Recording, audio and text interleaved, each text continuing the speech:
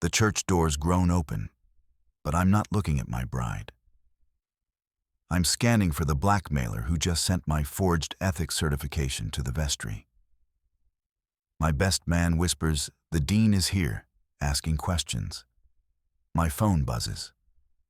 My lawyer says the evidence is still out there. Then the janitor lunges from the shadows, swinging a brass candle snuffer. I shove him into a closet, grab his burner phone, and freeze. The last call wasn't to a criminal.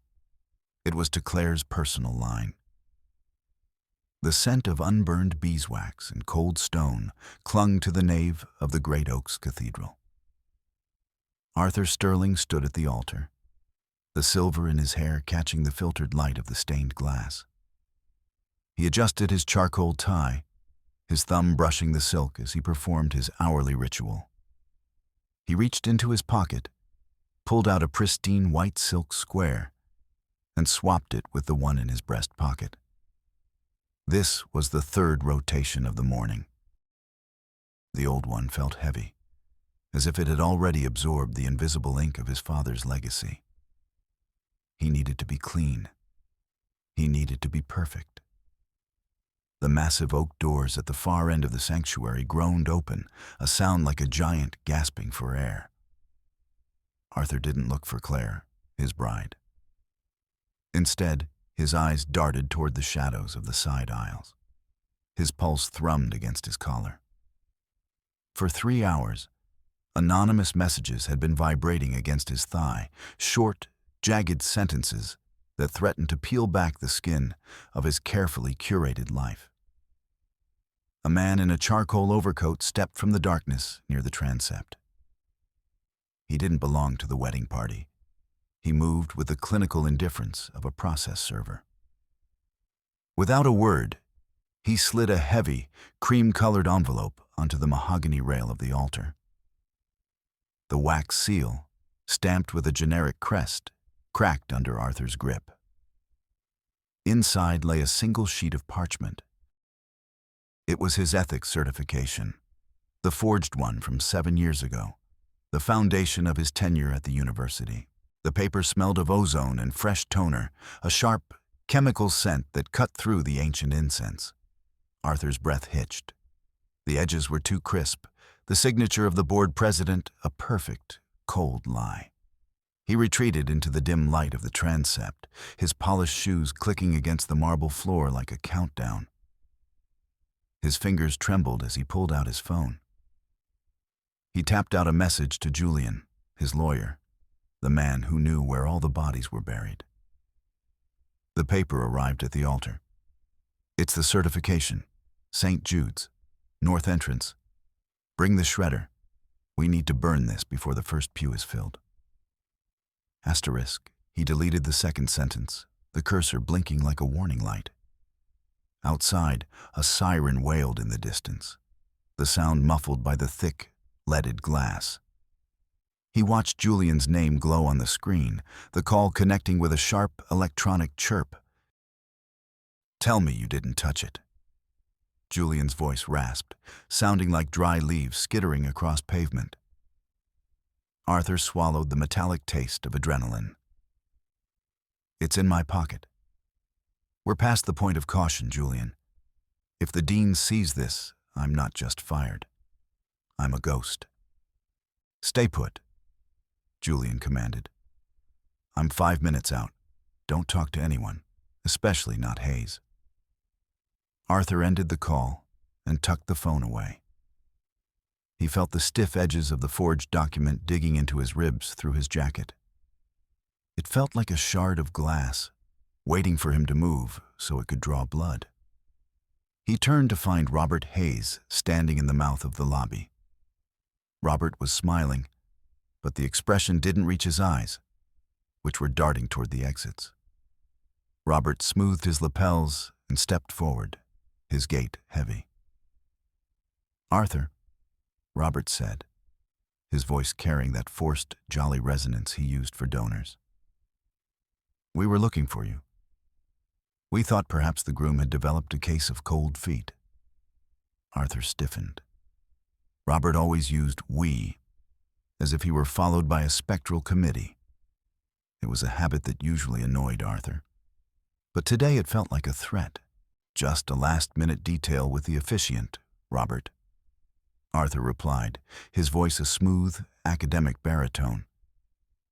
"Is everything in order?" Robert leaned in, invading Arthur's personal space. The scent of expensive bourbon and peppermint wafted from him. He gripped Arthur's elbow, his fingers squeezing a bit too hard. "The dean is in the lobby, Arthur. He's not here for the champagne. He's asking about the filing discrepancies from the 2017 audit. He seems focused. We should probably go speak with him before he starts cornering the bridesmaids." Arthur felt a cold sweat break across his neck. James Miller, the dean, was a man who viewed administrative errors as biological infections. If Miller was here early and asking questions, the envelope in Arthur's pocket wasn't just a threat. It was a smoking gun. "Handle him, Robert," Arthur whispered. "Tell him I'm in prayer. Tell him anything. Just keep him away from the vestry." Robert's eyes shifted to the floor. "We tried that. He's insistent. He said something about structural integrity. You know how he gets when he smells a crack in the foundation." Arthur pushed past Robert, his mind racing. He needed to get to the vestry, but the path was blocked by a sudden influx of guests. The string quartet began a somber Vivaldi piece, the violins shrieking under the vaulted ceiling. He ducked behind a heavy velvet curtain that led to a service corridor, seeking a moment of isolation. The air behind the curtain was thick with dust and the smell of industrial cleaner. As the heavy fabric settled, a shadow detached itself from the wall. It was Richard Thompson, the former janitor Arthur had blacklisted 2 years ago. Richard looked haggard, his suit 2 sizes too large, his hands calloused and shaking. In his right hand, he gripped a heavy brass candle snuffer like a club. "You don't even remember my wife's name, do you?"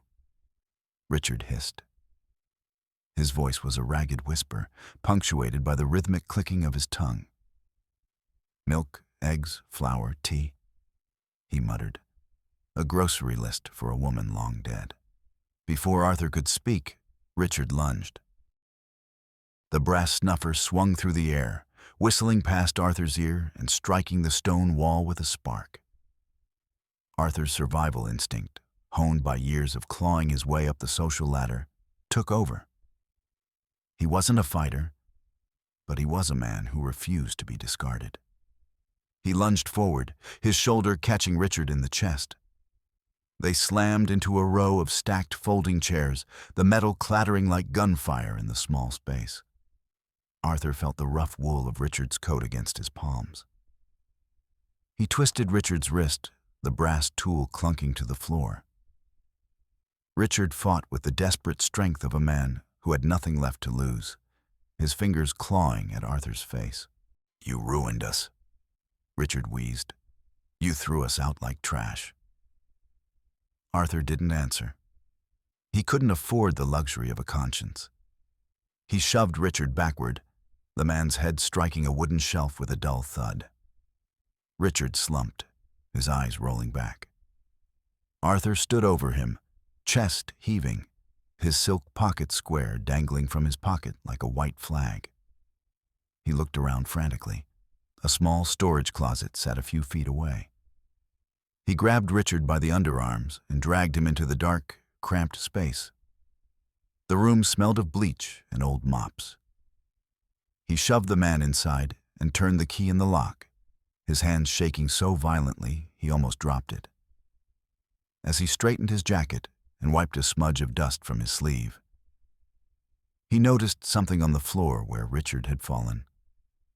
A small black burner phone. Arthur picked it up. The screen was cracked, but the backlight flickered to life. Subverted beat 1.4. Arthur leaned against the cold stone wall, the burner phone heavy in his palm. This was his chance. If he could find out who had sent Richard, he could end this nightmare before Claire walked down the aisle. He imagined finding a name, a rival professor perhaps, or a disgruntled board member. He would have leverage. He would be the one in control again. He felt a surge of confidence, the familiar hum of a man who had just outmaneuvered a disaster. He was Arthur Sterling, and he did not lose. He navigated to the call logs, his thumb steadying as his heart rate slowed. He expected to see a number he didn't recognize, a ghost in the machine. Instead, his eyes fixed on the most recent outgoing calls. The name on the screen wasn't a stranger's. It was Claire. Arthur felt the floor tilt beneath him.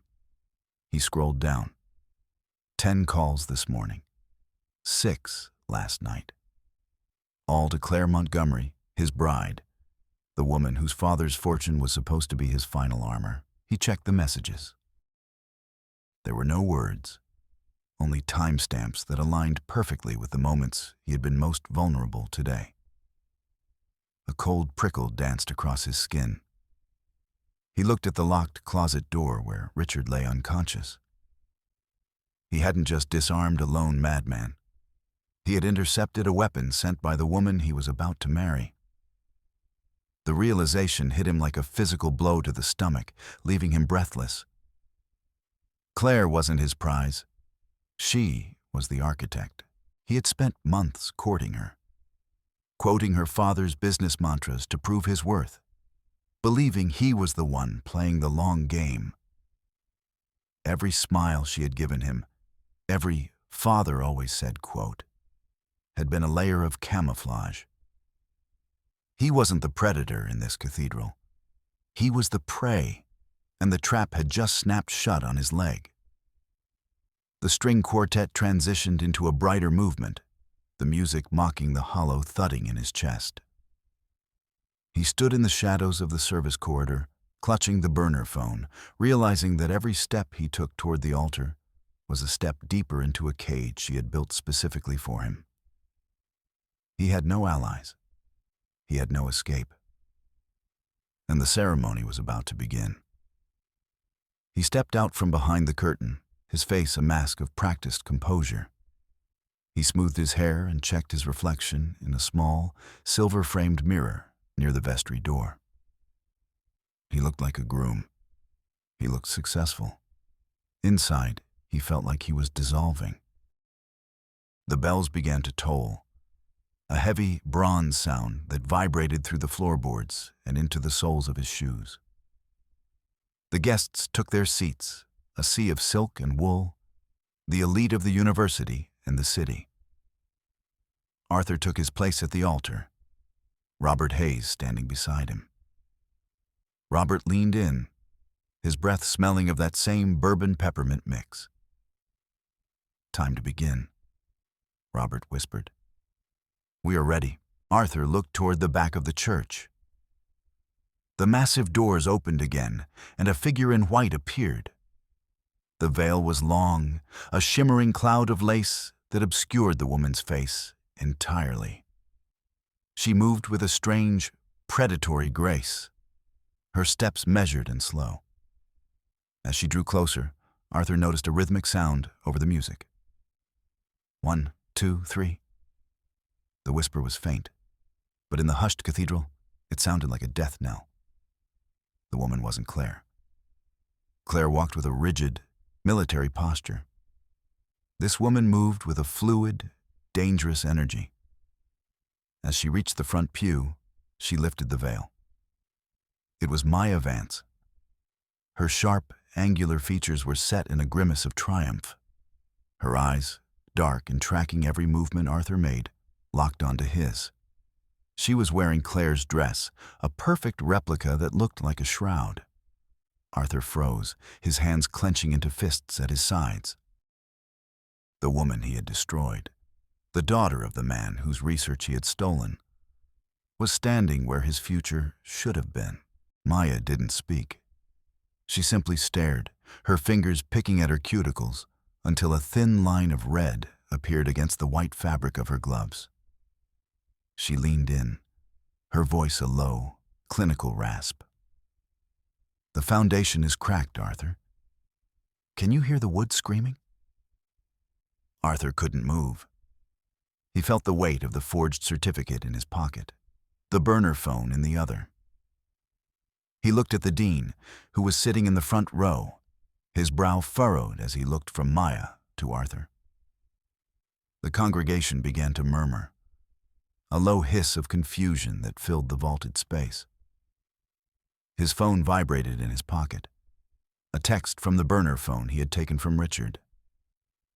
10 minutes, Arthur. Finish the vows with the woman at the altar, or the dean gets the full dossier. Every forged signature, every stolen line. The clock is the only thing that doesn't lie. Asterisk. He looked at the dean. James Miller was already reaching for his glasses, his eyes fixed on Arthur with a growing suspicion. If Arthur stopped the ceremony now, if he called for help, the dossier would be sent.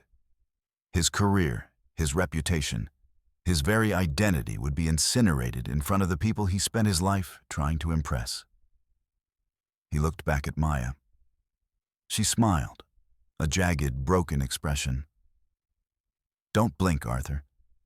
That's when the leverage shifts. He felt a sudden, sharp heat on his chest. He looked down. A small, red laser dot was dancing across his charcoal lapel, centering right over his heart. He looked up toward the choir loft, his eyes searching the shadows. In the darkness of the balcony, he saw the glint of a lens. A sniper. The red dot was steady now, a tiny, burning eye watching his every move. He realized he couldn't run. He couldn't even flinch. He was pinned to the altar by a beam of light and a mountain of lies. Arthur? The minister asked, his voice echoing with a slight, nervous tremor. Should we proceed? Arthur swallowed hard. Yes, he rasped, the word tasting like ash. We proceed. As the minister began the opening prayer, a movement in the side aisle caught Arthur's eye. A man dressed as an usher, wearing a mask that looked like a blank, porcelain face, began to walk toward the pulpit. He moved with a heavy, mechanical gait, his hands tucked into the pockets of his gold-trimmed coat.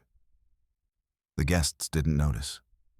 They were too busy whispering about the change in plans at the altar. But Arthur saw the way the usher's eyes, cold, green eyes, never left him. The smell of ozone, sharp and electric, seemed to follow the man. The usher reached the pulpit just as the minister bowed his head. He stepped into the small, elevated space, shielding his movements from the congregation with the heavy velvet hangings. Arthur felt a cold piece of metal press against his ribs, a pistol. Don't make a sound, the usher whispered. His voice was muffled by the mask, sounding like a machine. Keep praying. If you stop, I fire. Arthur's heart hammered against his ribs, right where the gun was pressed. He looked at Maya, who remained seated in the front row, her hands folded primly in her lap. She wasn't looking at the usher. She was looking at her notebook. The struggle was silent and desperate. Arthur reached down, his fingers finding the cold barrel of the gun. He used his weight to lean into the usher, trying to pin the weapon against the wood of the pulpit. The usher shoved back, his strength surprising, his breathing heavy and rhythmic. Arthur felt the silk of his pocket square snag on the gun's hammer. He twisted, his muscles screaming, and managed to bring his knee up into the usher's midsection. The man gasped, the gun slipping from his grip. It clattered onto the carpeted floor of the pulpit. Arthur reacted before he could think. He kicked the weapon, sending it sliding under the heavy oak pew where the dean sat. The metal shrieked against the wood, a sound lost in the rising swell of the organ. The usher retreated, melting back into the shadows of the aisles. Arthur immediately dropped to his knees, his forehead resting against the cool marble of the altar. To the guests, it looked like a moment of intense spiritual devotion. To Arthur, it was the only way to keep his legs from collapsing. He breathed in the scent of stale incense and his own sweat. He was still alive. He had disarmed the mercenary. He felt a brief, flickering hope that he could still navigate this. He just needed to get through the next 5 minutes. Subverted beat 1.10. Arthur looked up from his prayer, his eyes meeting Robert's. Robert was hovering just a few feet away, his face a mask of concern. Arthur felt a rush of gratitude. Robert had been with him since the beginning. Robert knew about the first forgery. He had helped carry the weight of the secrets for 15 years. He was the only person in the world Arthur could trust. He leaned toward Robert, his voice a frantic whisper. "Robert, I need you. There's a sniper in the loft. Maya is here. I've been set up. You have to get the dean out of here. Find a way to kill the power. I need a distraction." Robert nodded slowly, his jolly facade slipping for a moment. "We understand, Arthur. We've always been here to help you. Don't worry. We have everything under control." Arthur felt the tension in his shoulders drop. He took a deep breath, the air finally reaching the bottom of his lungs. Robert would handle it. Robert was the avoidant one, the man who smoothed the edges. He watched as Robert stepped toward the front row, leaning down to speak to Maya. Good, Arthur thought. He's going to negotiate. He's going to find the leverage. Maya didn't look up at Robert. She simply opened the leather-bound notebook she was holding and slid it across the pew toward him. Robert didn't look surprised. He didn't recoil. Instead, he pulled a pair of reading glasses from his pocket and began to flip through the pages. Arthur frowned. Something was wrong. The way Robert was standing, too rigid, too familiar with the contents of that book. Robert turned the notebook around so Arthur could see the pages. The photos were high resolution, crystal clear. They showed Robert and Maya sitting in a dimly lit diner, maps of the church spread out between them. Another showed Robert handing a key, the key to the vestry, to the masked usher. The final photo was of a bank statement, showing a series of massive transfers from a Montgomery-affiliated account into Robert's private offshore holdings. The truth hit Arthur like a physical blow, a wave of nausea rolling over him. Robert wasn't his protector. He was the foreman of this execution. "The we isn't you and me, Arthur," Robert whispered, his voice devoid of its usual warmth. "It never was. We were just waiting for the right moment to let the weight of your lies do the work for us. You promised we would rise together, but you kept me in the dirt to keep your own shoes clean." Arthur looked at the man he called his best friend and saw only a stranger. The betrayal was absolute. He had handed his last shred of hope to the person who had spent months sharpening the knife. He was now completely isolated, surrounded by enemies who wore the faces of his loved ones, standing in a house of God that offered no sanctuary. The digital projection screen above the altar, usually reserved for hymn lyrics, suddenly flickered to life. A red countdown timer appeared, 0-200. Below the numbers, a file directory began to scroll. Sterling_ethics_audit_2017.pdf. Vance_original_research_1998.docx. Correspondence_forger_private.log. The congregation hummed with a new, sharper energy. People were pointing. The dean was standing up, his face reddening as he recognized the file names. Arthur looked at the screen, his vision blurring. His entire life was about to be broadcast to the world as a series of data packets. He spotted the network router.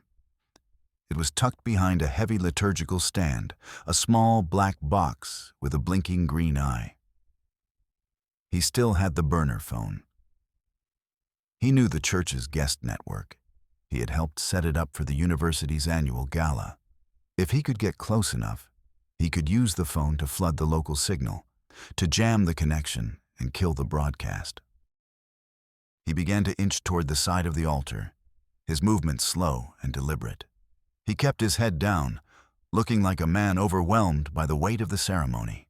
"Where are you going, Arthur?" Robert's voice was a low growl. Robert stepped into his path, his heavy frame blocking the way to the router. He wasn't hiding his intent anymore.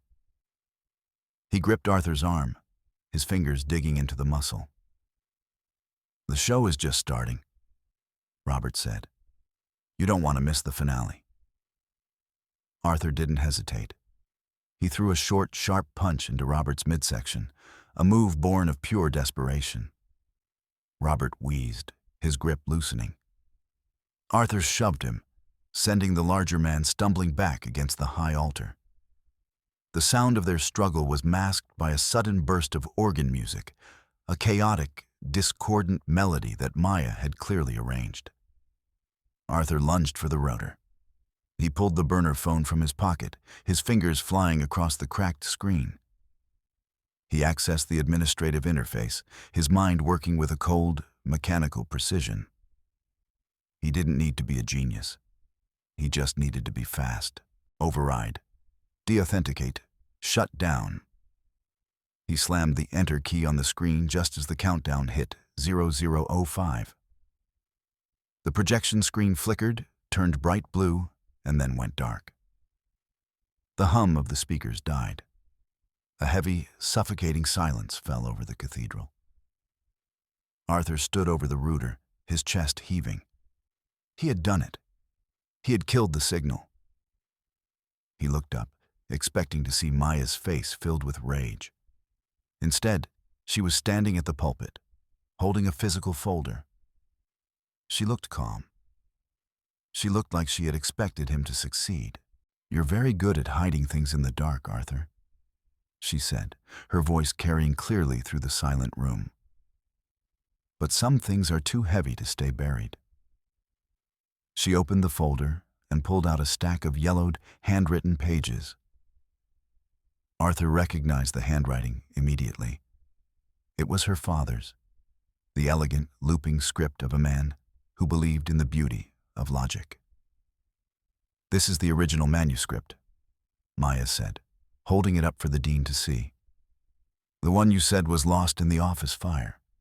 The one you published under your own name 3 months after my father's funeral." She walked toward the dean and handed him the folder. "Compare the dates, James. Look at the watermarks. He didn't just forge a certificate. He stole a dead man's life." Arthur stared at the paper. It was the one thing he couldn't delete. It was physical evidence, a ghost made of ink and pulp. He looked at the congregation, at the hundreds of eyes now fixed on him with a mixture of horror and disgust. He saw the dean's face go pale as he flipped through the pages.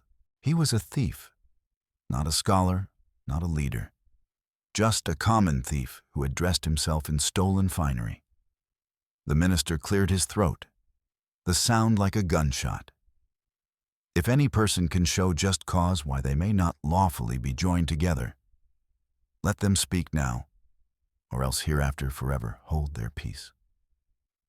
The silence that followed was absolute. Arthur felt the garbage chute opening over his head. His reputation, his career, his future, it was all a second away from being shredded. He looked at Maya.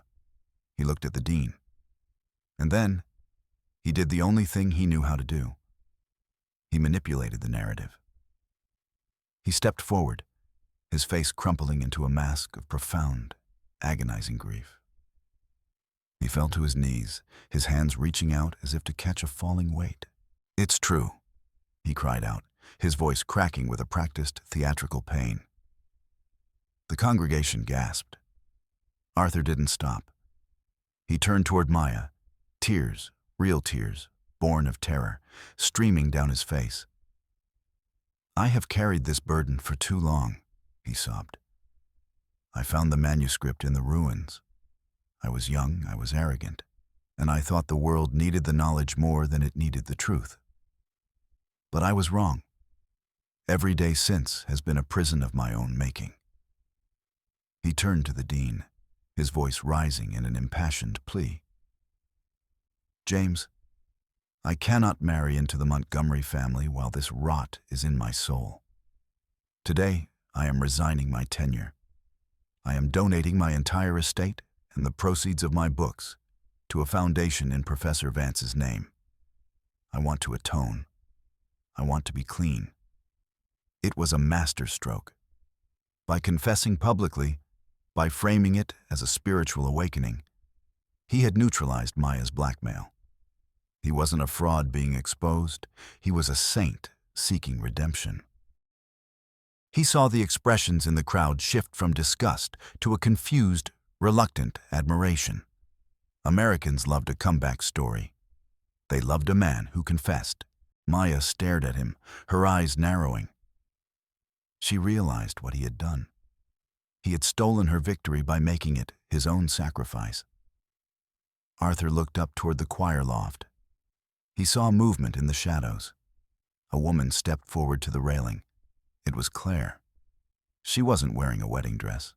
She was in a sharp black suit, her hair pulled back in a tight professional bun. She looked down at him with an expression of cold, clinical detachment. "Father always said," she called out, her voice echoing through the nave, "the best way to see a man's true face is to burn his house down and see what he tries to save." Arthur realized then that the sniper, the usher, the threats, they hadn't been a plot to destroy him. They had been a test, a moral audit orchestrated by Claire and Maya to see if he would choose his status or the truth.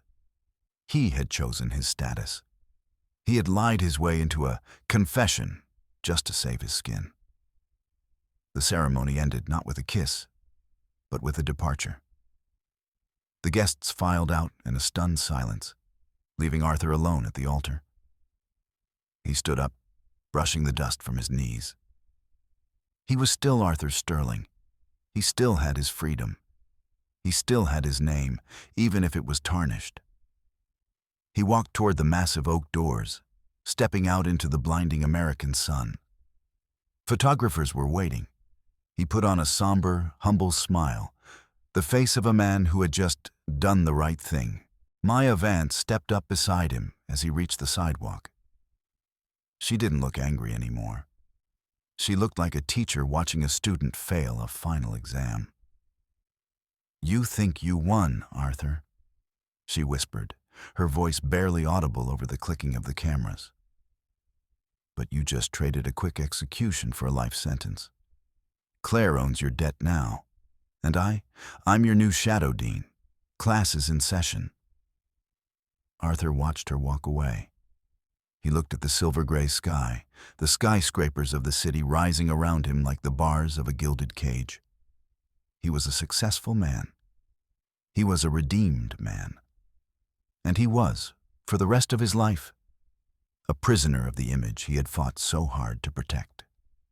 He reached into his pocket, pulled out a fresh silk square, and wiped the sweat from his brow. He rotated it clockwise, tucked it into his breast pocket, and began to walk toward the waiting car. He had to keep moving. He had to keep performing. It was the only way to stay clean.